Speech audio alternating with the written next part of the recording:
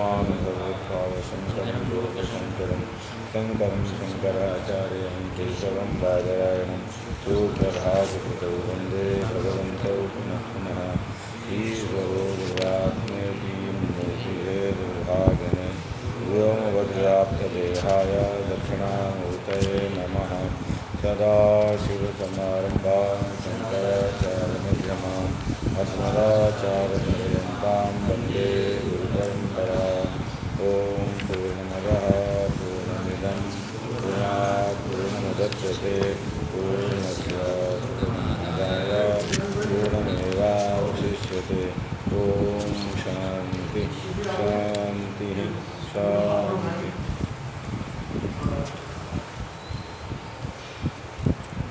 छाता नहीं है स्वामी जी? हाँ, बाहर जा रहा है।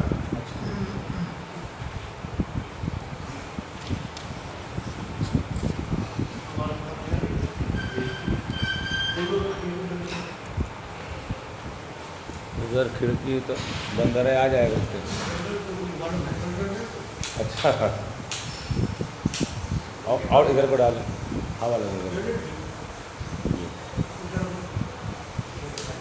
हाँ, पंखे से बंद। नमः श्री शंकरानंद गुरुपादाम्बुजन्मने सबुलास महामोहग्राहग्रासैककर्मणे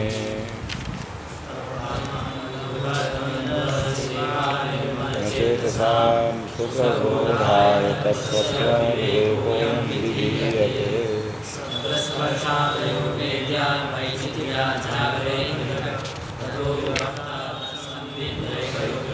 विद्यते तथा स्वप्ने वेद्यं स्थिरं तदेवोऽतस्तयोः संविदेकरूपान् विद्यते। सुप्तो स्थितस्य सौसुप्तं ऊर्ध्वो भवेत् स्मृति सा च अवबुद्धविषया अवबुद्धं तत्तदा तमः। समझो। तो ये चल रहा था, समझ चला पंचदशी।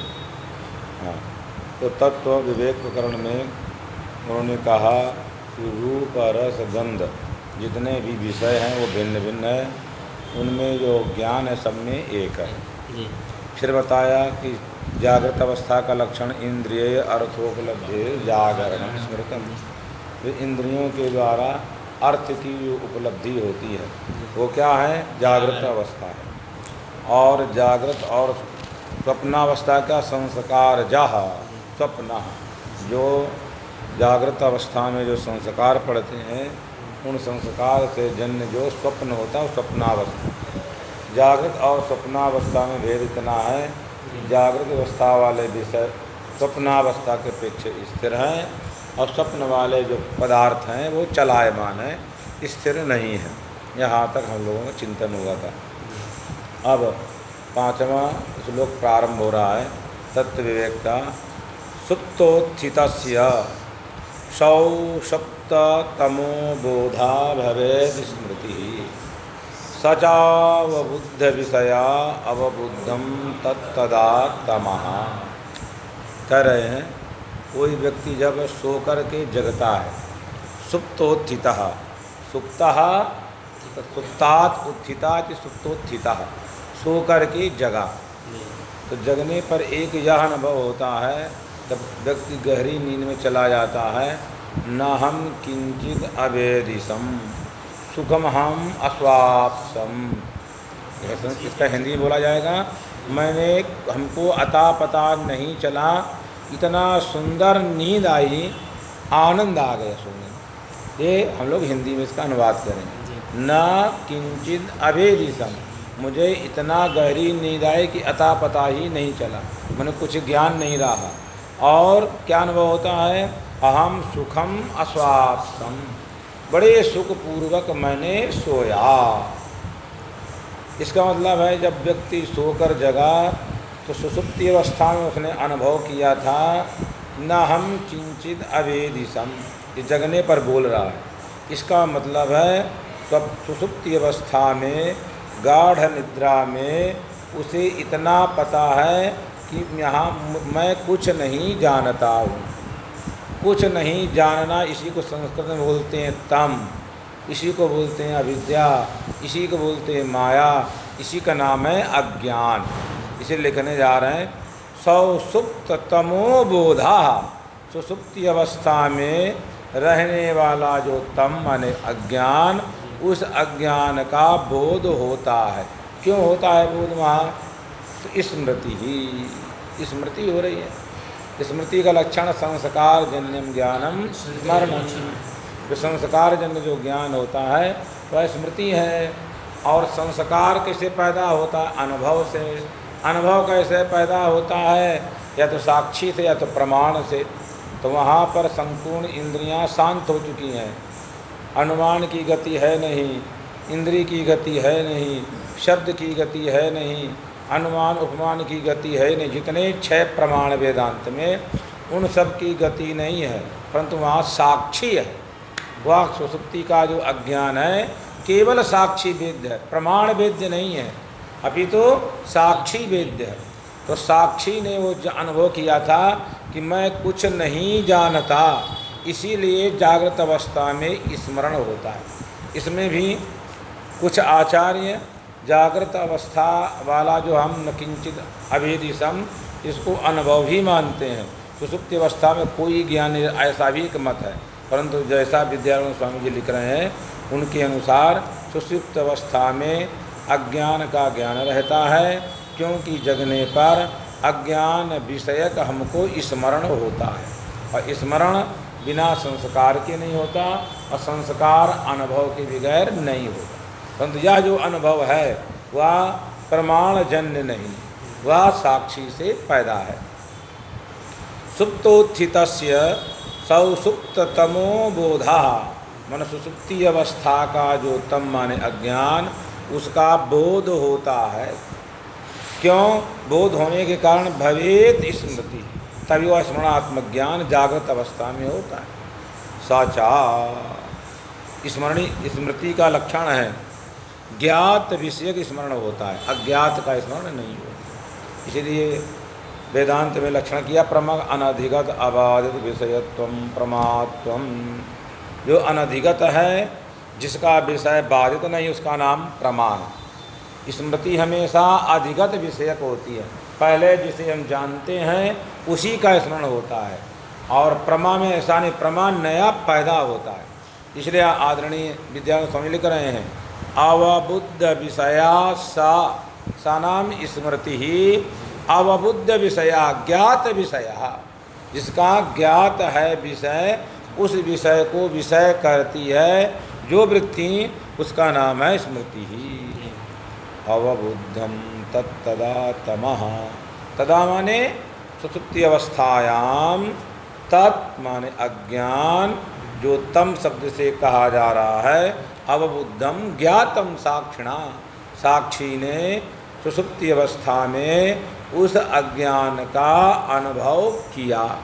एतावता अज्ञान का अनुभव है, वह संसार नहीं है। सुसुप्ति में भी ज्ञान है, स्वप्न में भी ज्ञान है, जागृत में भी ज्ञान है। जागृत वाले विषय स्वप्न में नहीं है, स्वप्न वाले सुसुप्ति में नहीं है, परंतु ज्ञान तीनों अवस्थाओं में एक रूप है।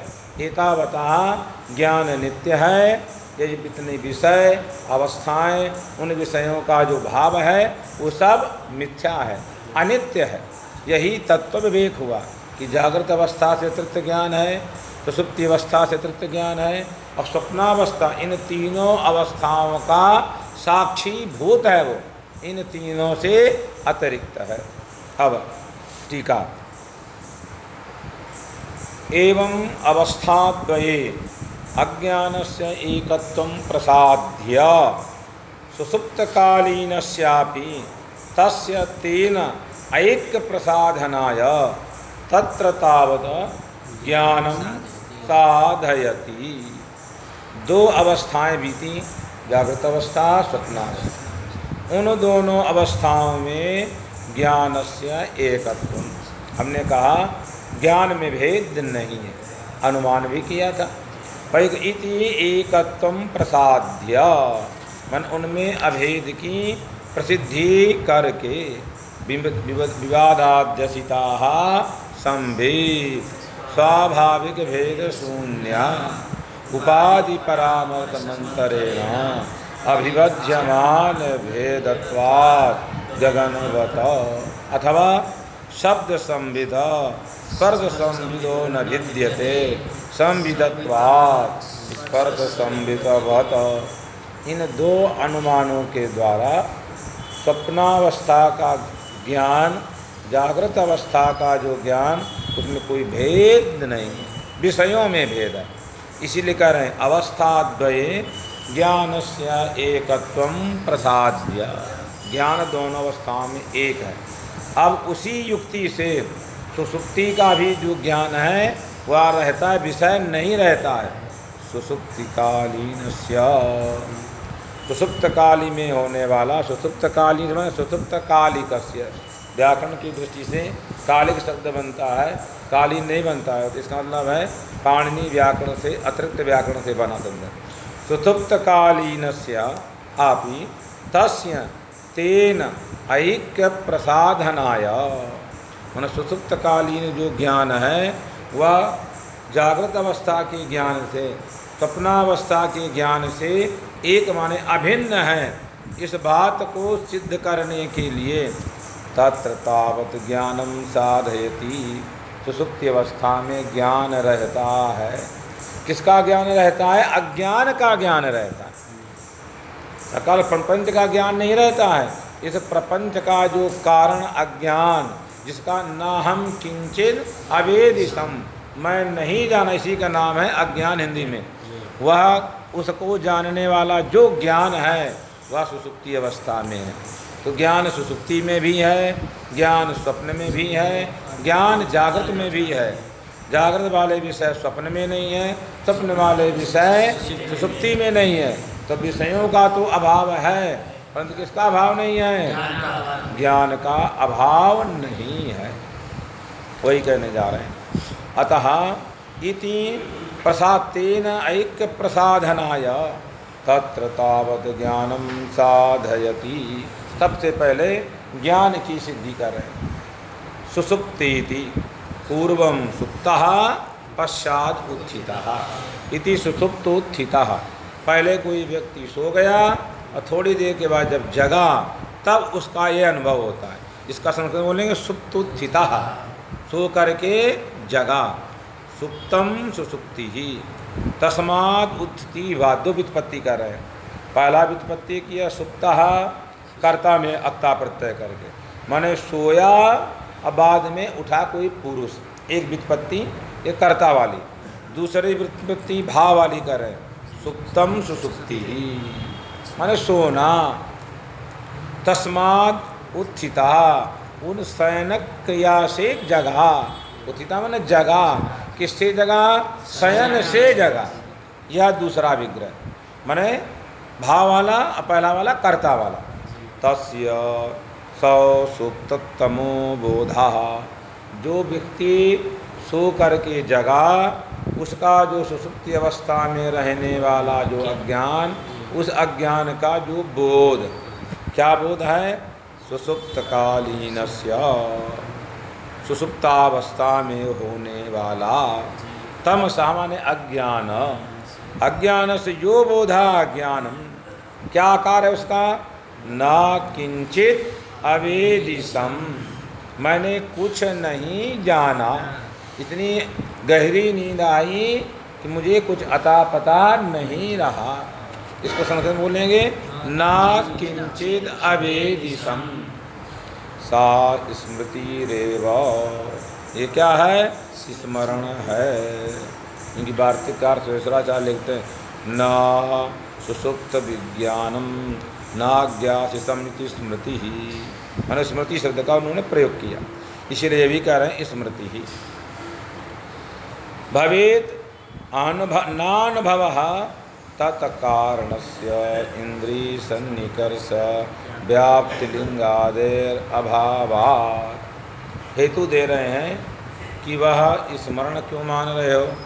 क्योंकि स्मृति संस्कार से जन्म होती है, संस्कार प्रमाण नहीं है। प्रत्यक्ष, अनुमान, उपमान, शाब्द, अर्थापत्ति, अनुपलब्धि, ये 6 जो प्रमाण हैं उन प्रमाणों में संस्कार की गणना नहीं है। तो संस्कार से होने वाला जो ज्ञान है उसको हमको क्या माना जाए जब प्रमाण से उत्पन्न नहीं है? स्मृति मानेंगे। क्यों मानेंगे? उसको अनुभव प्रमा क्यों नहीं मान रहे हैं? तो हेतु दे रहे हैं तत्कारणस्य। तत् माने अनुभव का जो कारण प्रमाण, उस समय इंद्रियां नहीं है, इंद्रियों का सन्निकर्ष नहीं है। अनुमिति के प्रति क्या कारण है? व्याप्ति ज्ञान। व्याप्ति ज्ञान लिंगादि नहीं है। शब्द के शाब्दबोध के लिए क्या? पदक ज्ञान चाहिए, पदक ज्ञान नहीं है। उपमिति के प्रति सादृश्य ज्ञान चाहिए। अर्थापत्ति के लिए क्या चाहिए? उपपाद्य ज्ञान चाहिए। अनुपलब्धि के लिए केवल अभाव का ही प्रत्यक्ष अनुपलब्धि से होता है, तो तर्क चाहिए। ये कुछ भी नहीं है, तो प्रमाण से जन्य नहीं है, एतावता संस्कार से जन्य है। इसलिए हम उसको क्या बोलते हैं? स्मृति। क्या नहीं बोलते? अनुभव नहीं बोलते। ततः किम, उससे क्या निकला? तत्राह सा स्मृति ही अवबुद्ध विषयः, अवबुद्धो अनुभूतो विषयो यस्याः। माने जो अनुभव का विषय होता है वही विषय स्मरण का भी होता है। देवदत्त का आपने अनुभव किया है तो यज्ञदत्त का स्मरण नहीं होगा, देवदत्त का ही स्मरण होगा यदि दृढ़ संस्कार है तो। ये दृढ़ संस्कार नहीं तो भूल भी जाते हैं हम लोग।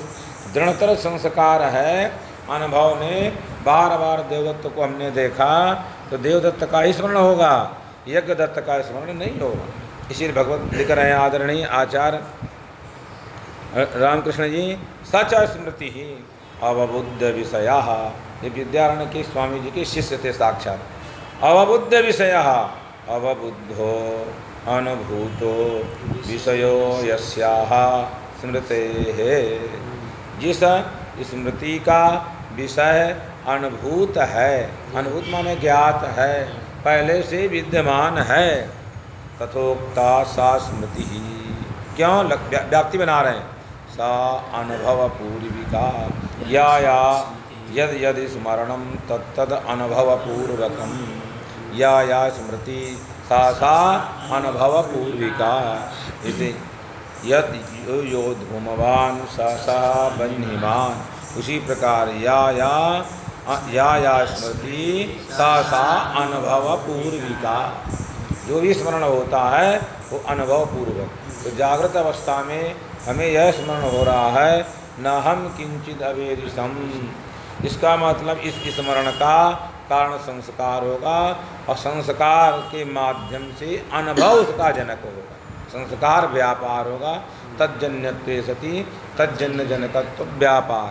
पहले हुआ अनुभव, फिर हुआ संस्कार, फिर स्मृति। तो इस अनुभव से जन्य संस्कार के माध्यम से स्मरण हुआ। इसलिए कह रहे हैं अनुभव पूर्विका। यद्यपि यहाँ संस्कार पूर्वक है, बीच में किसका व्यवधान है? पहले अनुभव, फिर संस्कार, फिर स्मृति। तो यह जो अनुभव है संस्कार को व्यापार बना करके स्मरण को पैदा कर रहा है। तो साक्षात पूर्वक नहीं है, किम पूर्वक है? संस्कार पूर्वक है। फिर भी क्या कह रहा है? अनुभव पूर्विका। इसीलिए कहा सा अनुभव पूर्विका व्याप्तिर लोके दृष्टा।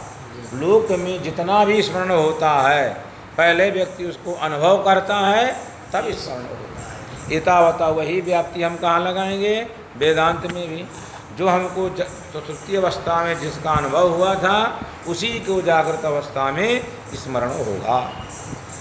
इति ततोपि किम तत्र, उससे क्या निकला? अतः अवबुद्धम तस्मात् कारणात् तत् सुसुप्तम तमः। इसलिए निगमन वाक्य बोलते हैं। पर्वतो बन्हीमान तस्मात् तथेति तथा चायम, तस्मात् तथेति तथा चायम। यथा महानस धूमवत तथैव पर्वत भी धूम वाला है, अतः तस्मात् तथा बनने वाला है। इसे संस्कृत में क्या बोलते हैं? निगमन वाक्य। निगमन वाक्य को बोलेंगे हिंदी में पूरा सारभूत निचोड़ तत्व, पूरे का फलितार्थ कथन। अब फलितार्थ कथन क्या निकला? तस्मात् कारणात्, इसलिए सौसुप्तम तमः, तो सुप्ति अवस्था वाला जो अज्ञान है तदा सुसुप्तौ अवबुद्धम माने अनुभूतम। सुषुप्त अवस्था में उस व्यक्ति ने साक्षी के द्वारा उस तम का ज्ञान किया था, ज्ञान किया है। इति अवगंतव्यम निर्णयम, ये निश्चय समझना चाहिए। अब पुनः या अनुमान प्रयोग, अत्रयम प्रयोगः विमतम न किंचिद अवेदिशम इति ज्ञानम, ये पक्ष है। अनुभवपूर्वकम भवितुम अर्हति, यहाँ तक साध्य है। स्मृतित्वात् सा मे माता इति स्मृतिवत्, वह मेरी माता है। ये क्या होता है, व्यक्ति को स्मरण होता है। सा मे माता, जिस माता को बाल्यकाल में जिस माता के पास पला पुष्पित हुआ, कहीं बाहर चला गया, उसको क्या स्मरण होता है, वो हमारी माता जी है। इसका क्या होता है स्मरण, देखा अब देख नहीं रहा है, पर स्मरण क्या होता है, वह मेरी माता है। कब स्मरण हो रहा है कि पहले उसने देखा था, अनुभव किया था, इसलिए क्या सोचता है, वह मेरी माता है। तो यह क्या है दृष्टांत, सा मे माता इति स्मृतिबद्ध, यह दृष्टांत। दृष्टांत में क्या रहेगा, स्मृतित्व है, स्मृतित्व धर्म है। एतावता हेतु रह गया। साध्य क्या है, अनुभव पूर्वकम भवितुम अर्हति, अनुभव पूर्वकत्व है। अनुभव हुआ था, ये संस्कार के माध्यम से स्मरण हुआ। तो माता को हमको अनुभव है, उसका संस्कार पड़ा, संस्कार से क्या स्मरण हुआ, संस्कार द्वारा अनुभव पूर्वकत्व स्मृति में बैठा है। तो साध्य भी बैठा है, हेतु भी बैठा है। इसका मतलब ये व्याप्ति सही है, सद हेतु है। क्या है, सद हेतु है। और सद हेतु का लक्षण क्या है, अन्वय व्यतिरेकी होगा तो पंच रूपोपपन्नम साध्यम साधयितुम क्षमते सद हेतु। अतः यहाँ पर सद हेतु हो गया। विमतम न किंचिद अवेदिशम इति ज्ञानम, इस यह ज्ञान है पक्ष। इसमें क्या सिद्ध करना है, अनुभव पूर्वकार्हत्व, भवितुम अर्हत्व, अनुभव पूर्वक ही रहेगा। अतः वह स्मृति है। अतः जैसे स्मृति क्या स्वप्न में क्या किया था, एकत्व को सिद्धि की थी अनुमान के द्वारा, उसी प्रकार सुषुप्ति में भी अनुमान के द्वारा यह सिद्ध किया कि सुषुप्ति अवस्था में ज्ञान तो है पर विषय नहीं है। एतावता जागृत में भी ज्ञान है, स्वप्न में भी ज्ञान है, सुषुप्ति में भी ज्ञान है।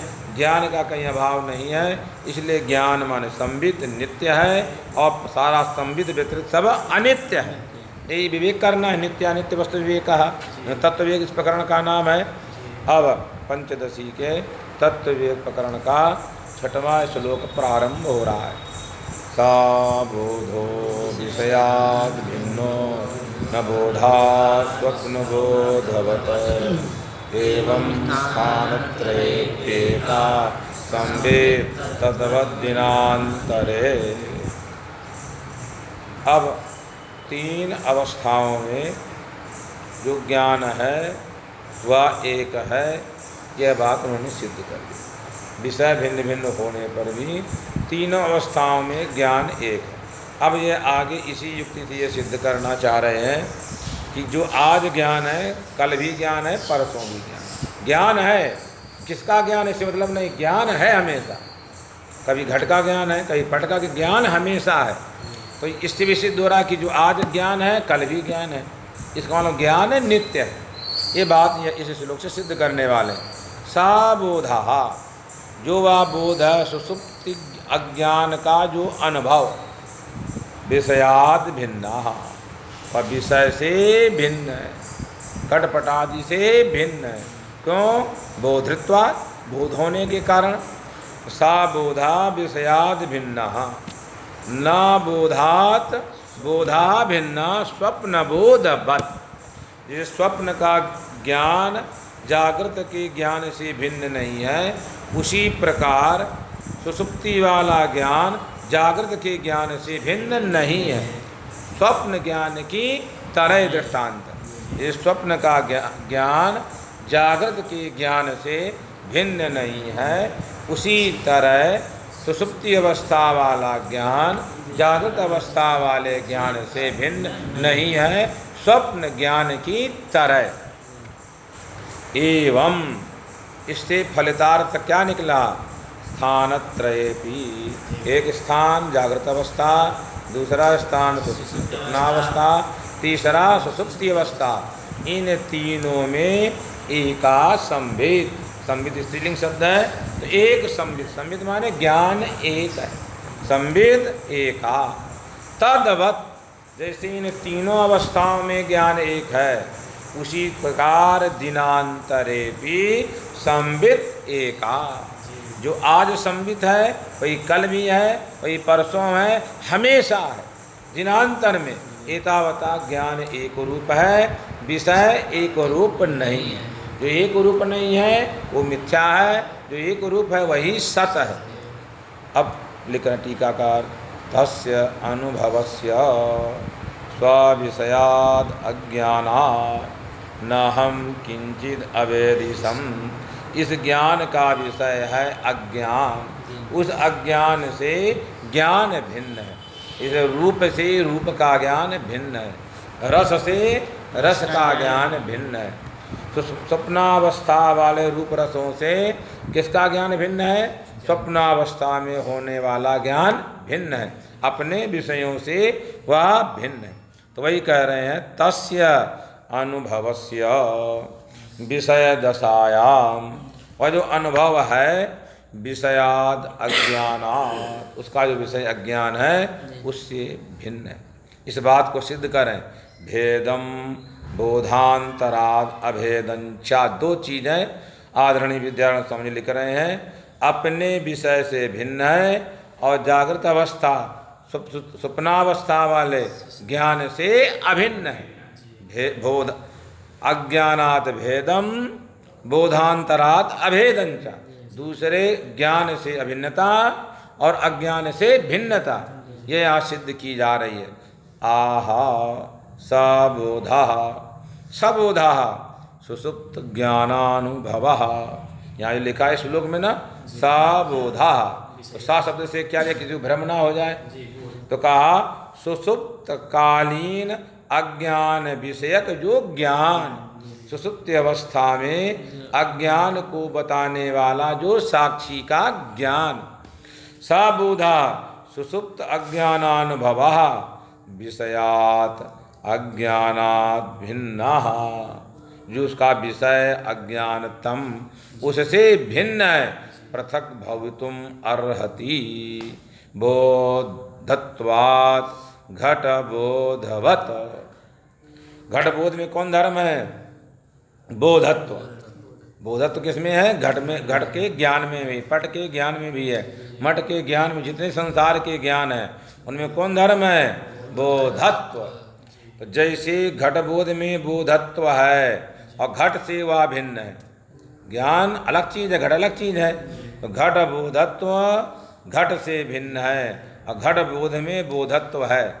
उसी तरह सुसुप्त का जो सुसुप्त अवस्था वाले अज्ञान का जो अनुभव है वह अपने अज्ञान से भिन्न है, उनमें कौन धर्म बैठा है? बोधत्व धर्म है। ठीक, ये अनुमान कर दिया। अब यहाँ अनुमान में जो बोधत्व है वो न्याय की दृष्टि से समवाय संबंध से, वेदांत की दृष्टि से तादात्म्य संबंध से रहेगा। किस संबंध से? वेदांत में, सांख्य में तादात्म्य संबंध का प्रयोग करते हैं, न्याय में क्या कहते हैं? समवाय संबंध। तो बोधत्व एक जाति नहीं आई कि यहाँ, और जाति और व्यक्ति का कौन संबंध होता है? समवाय संबंध होता है। इनके यहाँ जाति है नहीं है, तो बोधत्व तादात्म्य संबंध से कहाँ रहेगा? बोध में रहेगा। और या क्या सिद्ध करना चाह रहे हैं उसमें? सुसुप्त ज्ञानानुभव में विषयाद अज्ञानात भेद सिद्ध करना चाह रहे हैं। क्या सिद्ध करना चाह रहे हैं? भेद। भेद किस संबंध से रहेगा? स्वरूप संबंध से। किसका भेद किस में रहेगा? तो अज्ञान का भेद ज्ञान में रहेगा। अज्ञान का भेद किस में रहेगा? ज्ञान में रहेगा। किस संबंध से रहेगा? स्वरूप संबंध से। ज्ञान भेद किस संबंध? भेद माने अभाव, अभाव का एक ही संबंध है, स्वरूप संबंध। तो साध्यतावच्छेदक संबंध स्वरूप संबंध है, हेतुतावच्छेदक संबंध तादात्म संबंध है। क्या संबंध है? तादात्म संबंध। बोधांतरान्न भिद्यते बोधत्वात्। दूसरा अनुमान स्वप्न बोधवत, माने अब अभेद सिद्ध करें। पहला भेद सिद्ध किया और दूसरा अभेद, माने स्वप्न अवस्था वाले, जागृत अवस्था वाले ज्ञान से सुषुप्ति अवस्था वाला ज्ञान भिन्न नहीं है, क्योंकि इस ज्ञान में भी बोधत्व है और उस ज्ञान में भी बोधत्व है। जैसे एक ब्राह्मण दूसरे ब्राह्मण से भिन्न नहीं है, क्यों? ब्राह्मणत्व होने के कारण। उसी तरह एक ज्ञान दूसरे ज्ञान से भिन्न नहीं है, क्यों? ज्ञानत्वा। स्वप्न बोधवज दृष्टांत, ये स्वप्न का बोध में बोधत्व है, अभेद नहीं है। उसी प्रकार बोधत्व किसमें बैठा है? सुषुप्तकालीन ज्ञान में, वह ज्ञानांतर से भिन्न नहीं है। यहाँ पर उसी तरह करना, यहाँ भी बोधत्व तादात्म संबंध हेतुतावच्छेदक संबंध है। बोधांतरात् भेदाभाव में सिद्ध करना चाह रहे हैं, वह स्वरूप संबंध। फलितम कथनम कथयन उक्तम उक्त न्यायम अत्रापि अतिदिशति। पीछे वाला न्याय, जैसे जागृत से भिन्न स्वप्न वाला ज्ञान नहीं है, उसी प्रकार स्वप्न वाले ज्ञान से भिन्न सुषुप्ति वाला भी नहीं। वही न्यायम अतिदिशति मन उसी का यहाँ उपदेश करें। एवं इत्यादि न स्थानत्रयीपि एक दिनवर्तिनी। हम एक दिन में अथवा तीनों अवस्था एक दिन में हमारी आ जाती, कभी सो जाते कभी जग जाते हैं। तो जैसे एक दिन वर्तनी स्थानत्रयीपि, एक दिन में होने वाली जो तीन अवस्थाएं हैं, जागृत अवस्था, स्वप्नावस्था, सुषुप्ति अवस्था, उन तीन एक दिन में होने वाली तीनों अवस्थाओं में जो ज्ञान है भिन्न नहीं है। तो किसी ने कहा दूसरे दिन जब आएगा तब ज्ञान भिन्न हो जाएगा, तब भी क्या है? ज्ञान भिन्न नहीं है। जागृत अवस्था त्रयेपि संविद एकैव सर्वं वाक्यम। अब एक न्याय आप लोग पढ़ें, सर्वं वाक्यम सावधारणम भवति। तो यहाँ लिखा केवल संविद एका, यहाँ कहना है एकैव संविद, एव शब्द लाना है। लेकिन नियम क्या है? सर्वं वाक्यम सावधारणम भवति। जैसे आप लोग थोड़ा बहुत व्याकरण पढ़ते हैं, लव कौमुदी में लिखा है अत्रैव अणपरेण णकारेण। अणदेश सूत्र में आया क्या? अत्रैव अणपरेण णकारेण। सिद्धांत कौमुदी में अत्र अणपरेण णकारेण, वहाँ एव नहीं लिखा। तो कौन गलत कौन सही? तो कहे दोनों सही। तो छोटे बच्चों को समझाने के लिए एव लिख दिया, यहाँ पर एव नहीं लिखा कि एव अपने आप आ जाए। किस नियम से? सर्वं वाक्यम सावधारणम भवति। उसी तरह संविद एकम एकैव संविद। संविद क्या है? एक ही है। यह नया लगा देना यहाँ पर, संविद एकैव सर्वं वाक्यम सावधारणम इति न्यायात् तद्वत्। जैसे एक दिन में तीन अवस्थाएं आई, तीनों अवस्थाओं में ज्ञान का भेद नहीं हुआ, तद्वत् दूसरे दिन आने पर भी उस ज्ञान का भेद नहीं होगा। अब इस संविद का सुंदर श्लोक यह बहुत प्रसिद्ध है, बहुत लोग बोलते हैं महापुरुष लोग। तो यह पंचदशी के तत्व विवेक प्रकरण का 7वां श्लोक प्रारंभ हो रहा है। मासाब्द युग कल्पेषु गतागम्येष्वनेकधा नोदेति नास्तमित्येका संविदेशा स्वयं प्रभा। बहुत प्रसिद्ध है। कह रहे हैं गतागम्येषु मासाब्द युग कल्पेषु अनेकधा। ये अनेक प्रकार से महीना आया, वर्ष आया, युग आए, कल्प आए, चले गए, आए और गए, परंतु संविद न उदेति, ना संविद कभी उत्पन्न होती है, ना स्तम्येति, ना कभी नष्ट होती है। एका संविद ऐसा, वह संविद एक है। कैसी है? स्वयं प्रभा, स्वयं प्रकाश रूप है, उसे किसी की आवश्यकता नहीं है। इतने महीना बीत जाए, मास माने महीना, अब्द माने वर्ष, युग माने युग, कल्प माने कल्प। इनके गतागम्येषु आने और जाने पर भी अनेकधा अनेक प्रकार से आते और जाते हैं, परंतु ऐसा संवेद ना उदेति नास्तम एति गच्छति। क्यों? स्वयं प्रभा, स्वयं प्रकाश रूप है, उसे किसी प्रकाशांतर की आवश्यकता नहीं है।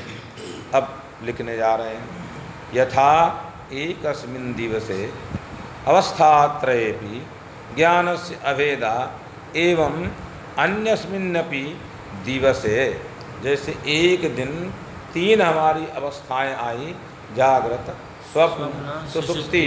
इन तीनों अवस्थाओं के आने पर भी इनमें होने वाला जो ज्ञान है, तीनों अवस्थाओं में ज्ञान है। तीनों अवस्थाओं में ज्ञान तो है, पर विषय नहीं है, विषय नहीं है। माने जागृत वाला विषय स्वप्न में नहीं है, स्वप्न वाला जागृत में नहीं है, वहाँ अज्ञान है। अज्ञान यद्यपि तीनों अवस्थाओं में है, जो कारण कार्य में रहता है। अज्ञान हमको इस समय पर भी है, इस पुस्तक को जानते, इसको नहीं जानते, अज्ञान तो बैठा है। स्वप्न में भी अज्ञान है, सुषुप्ति में भी अज्ञान है, कि तीनों का कारण है, परंतु ज्ञान तीनों अवस्थाओं में। क्या हमारा है? विषय सब अलग अलग है, परंतु ज्ञान का अभाव कहीं नहीं है। तो वही कहें, क्योंकि स्वप्न जागृत अवस्था में यह मैं कुछ नहीं, ये कोई नहीं, हम कुछ न कुछ जानते हैं। इसलिए जो स्वप्नावस्था वाला आकार है, न हम किंचित अवेदिशम, यह वाला आकार जागृत अवस्था में जागृत के विषय को लेकर के नहीं होता है, स्वप्न सुषुप्ति के विषय को लेकर के ही होता है।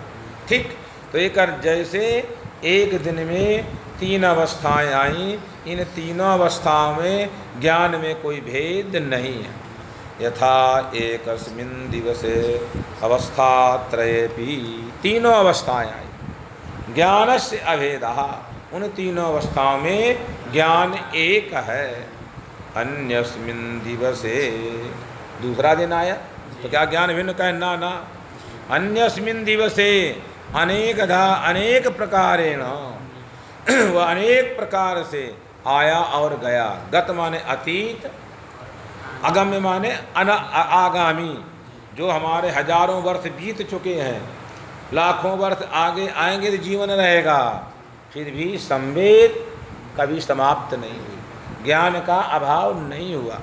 गता गम्येषु का अर्थ कर रहे हैं अतीत आगमिषु मासेषु, हमारे कई वर्ष बीत गए, कई महीना बीत गए, आगे आने वाले भी महीना बीतेंगे, परंतु उनमें जो ज्ञान है वो कभी उसका अभाव नहीं होगा।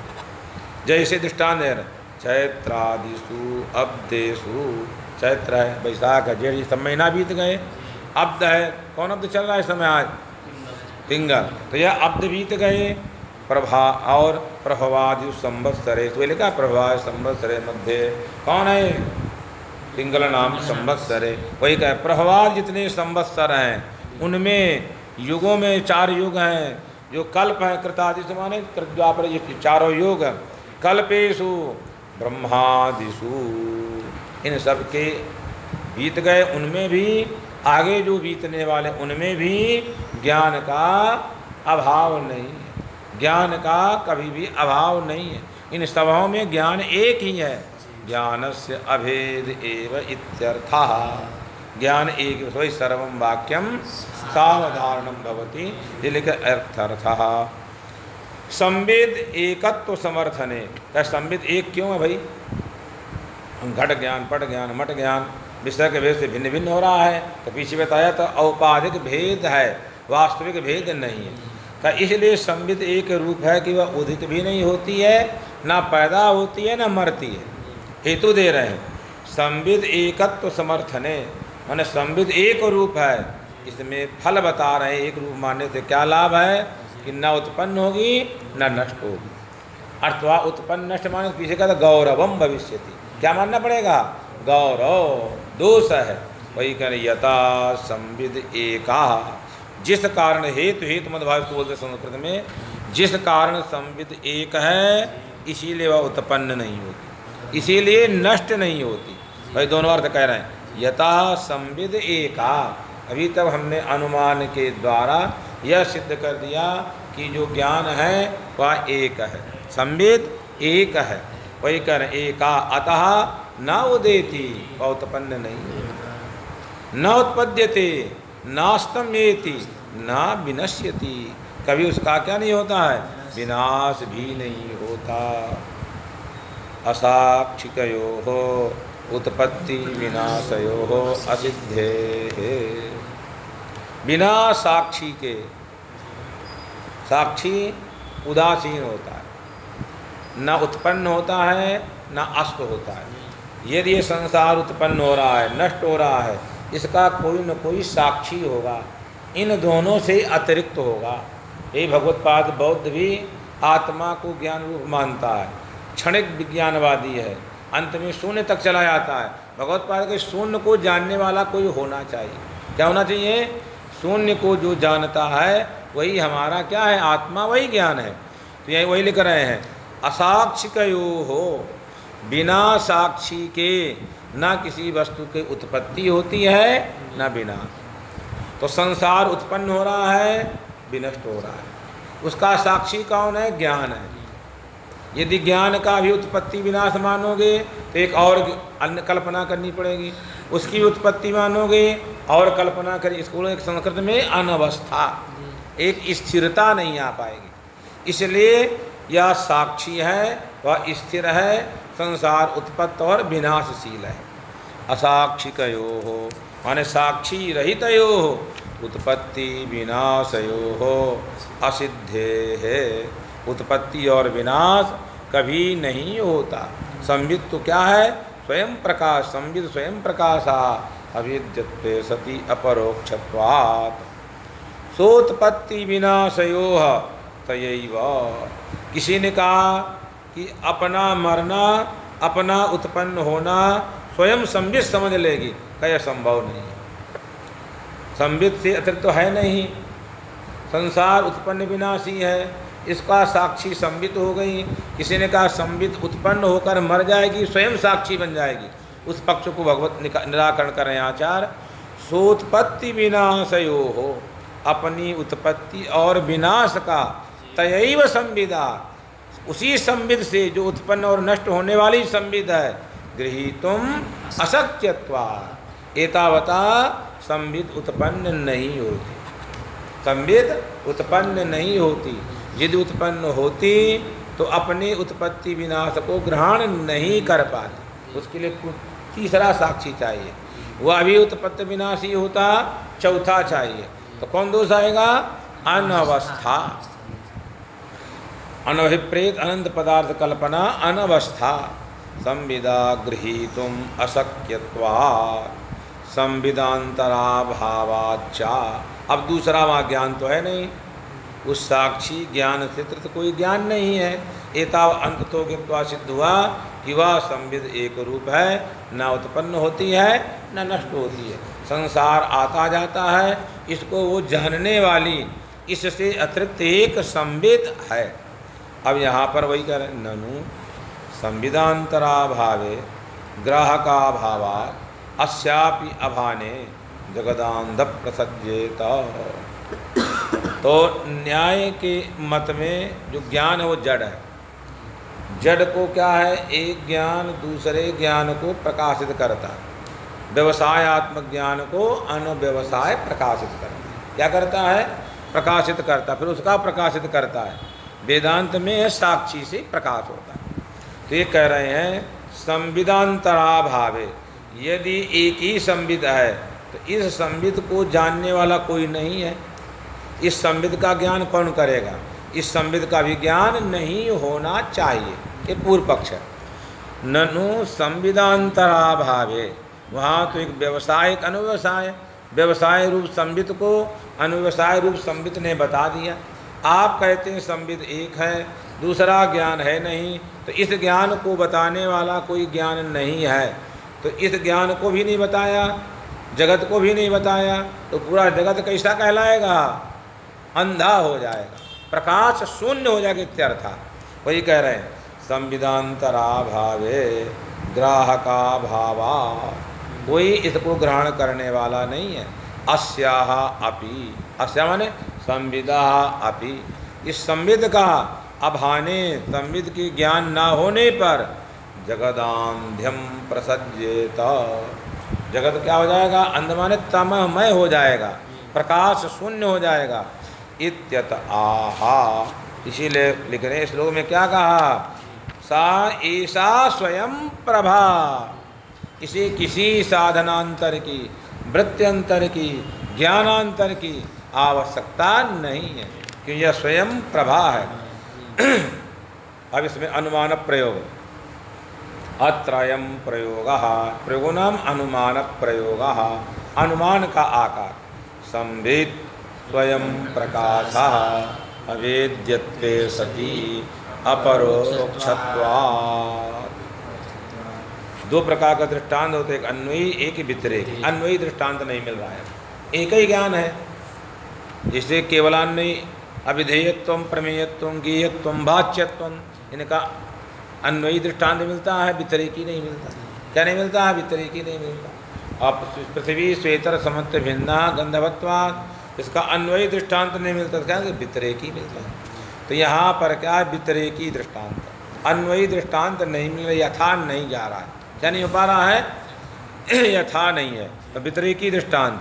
तो यहाँ क्रम से संविद स्वयं प्रकाशा, तो संविद यह पक्ष है, स्वयं प्रकाशत्व यह साध्य है। अवेद्यत्वे सति अपरोक्षत्वाद यह हेतु है। इसी को अविद्यत्वे सति अपरोक्षत्व का नाम है प्रकाशत्व। ये आगे पढ़ेंगे, यही आएगा बड़े बड़े ग्रंथों में। तो अविद्यत्वे सति अपरोक्षत्वाद, तो संविद यह पक्ष है, स्वयं प्रकाशत्व ये साध्य है। अविद्यत्वे सति अपरोक्षत्वाद या हेतु है। तो अविद्यत्वे सति अपरोक्षत्वात्, अविद्य माने विद्यत्वाभाव, अपरोक्षत्वात् माने परोक्षत्वाभाव। तो क्या हो गया? अभाव रूप, तो स्वरूप संबंध हो गया हमारा, हेतुतावच्छेदक संबंध। और क्या सिद्ध करना है? स्वयं प्रकाशत्व। कहाँ? संविद में। तो तादात्म संबंध कौन हुआ? तादात्म्यच्छेदक संबंध, तादात्म संबंध। परामर्श क्या होगा? तो वही होगा जैसे बन्नी व्याप्य धूमान की तरह। संविद माने प्रकाशत्व व्याप्य अविद्यत्वे सति अपरोक्षत्ववत्, अपरोक्षत्ववती संविद। क्या कहेंगे? संविद स्त्रीलिंग है, तो क्या कहेंगे? स्वयं प्रकाशत्व व्याप्य अविद्यत्वे सति अपरोक्षत्ववती संविद। ये क्या हुआ? परामर्श। उससे अनुमिति क्या हुई? संविद स्वयं प्रकाशा। इतना ही रहेगा, वही कहना चाह रहे। इति व्यतिरेकी दृष्टांत घटवत् नायम। घटवत्, घटवत् माने यन्नैवं तन्नैवं। इसे घट अविद्यत्व सत्य अपरोक्षत्व वाला नहीं है, अतः स्वयं प्रकाश नहीं, स्वयं प्रकाश नहीं है। न चा अयम विशेषणा सिद्धौ हेतौ संविदः। जो हेतु है विशेषण क्या है? अवेद्यत्व। अवेद्यत्व माने वेद्यत्वाभाव। क्या हुआ? वेद्यत्व। किसी ने कहा ज्ञान का विषय बनना, ये तो परोक्ष ज्ञान का विषय बना, अनुमिति ज्ञान का विषय बनाने जा रहे हैं। तो वेद हुआ क्या? वेद हुआ, वेद हो गया, तो विशेषण नहीं गया। तो कैसे आप कह रहे सिद्ध होगा? वही कह रहा है, न चायम विशेषणा सिद्धौ हेतु संविदा स्वयं वेद्यत्वे। यदि संविद को स्वयं वेद्य माना जाए, क्या माना जाए? तो वहाँ अविद्यत्वे सति अपरोक्ष व्यवहार का अर्थ क्या है? माने फल व्याप्य नहीं होना चाहिए। दो प्रकार का होता है, वृत्ति व्याप्य, एक फल व्याप्य। तो अवेद्य शब्द से क्या लेना है? फल का अव्याप्य। वृत्ति व्याप्य ब्रह्म है, परंतु फल व्याप्य नहीं है। दोनों वेदांत सार पढ़ोगे, इस पंचदशी का ही श्लोक में दिया दृष्टांत कि जैसे घट के स्मरण करने के लिए वृत्ति व्याप्य भी है, फल व्याप्य है, परंतु ब्रह्म ज्ञान में केवल वृत्ति व्याप्य ब्रह्म, फल व्याप्य नहीं है। मनसैव अनुदृष्टव्यम इन आहुर मनोमतम न तत्र मनोगच्छत। इन दोनों श्रुतियों को सम्मत करने के लिए वहाँ एक बात कही है। इसलिए यहाँ लिख रहे हैं किम संविद, यदि संविद अपने को ही प्रकाश करे अपने ही प्रकाश की करती हो और अपने ही प्रकाश का आश्रय हो, तो कर्म भी वही बने करता। और जबकि कर्म का लक्षण क्या है? पर संवेद क्रियाजन्य फलाश्रयत्वम कर्मत्वम। यह वेदांत की दृष्टि से पर समवेत क्रियाजन, व्याकरण में तो वही है कर्तुरीशितमम कर्म, पर समवेत क्रियाजन। पर समवेत, जिससे हमको द्वितीया लानी है उसकी अपेक्षा पर लेना है। तो पर समवेत क्रियाजन फलाश्रयत्व, स्वसमवेत क्रियाजन फलाश्रयत्व मानोगे तो कर्म करते विरोध हो जाएगा। एक में दोनों चीज़ें नहीं रह सकती हैं। स्वसंवेद्यत्वे कर्म कर्तृ विरोधात पर वेद्यत्वे, तो स्वयं तो वेद्य नहीं है, कर्म कर्त का विरोध हो जाएगा। क्या हो जाएगा? कर्म कर्त विरोध होगा। इस संविद के जानने के लिए दूसरा संविद मानोगे, तीसरा संविद मानोगे तो अनवस्था दोष आएगा। अतः स्वप्रकाशत्वेन, उसे किसी दूसरे ज्ञान की आवश्यकता नहीं है। स्वप्रकाशत्वेन भासमानायाः संविदः, स्वयं प्रकाश रूप से भासमान जो संविद माने जो ज्ञान है, सर्वाभासकत्व संभवात्, तो सबका अवभाषक है। अतः न जगदान्ध्य प्रसंगः, जगत में तम की आपत्ति नहीं है। अभी तो जगत का साधन साधक कौन है? हमारी वही संविद है। इति भावः। ओम पूर्णमदः पूर्णमिदं पूर्णात् पूर्णमुदच्यते पूर्णस्य पूर्णमादाय पूर्णमेवावशिष्यते।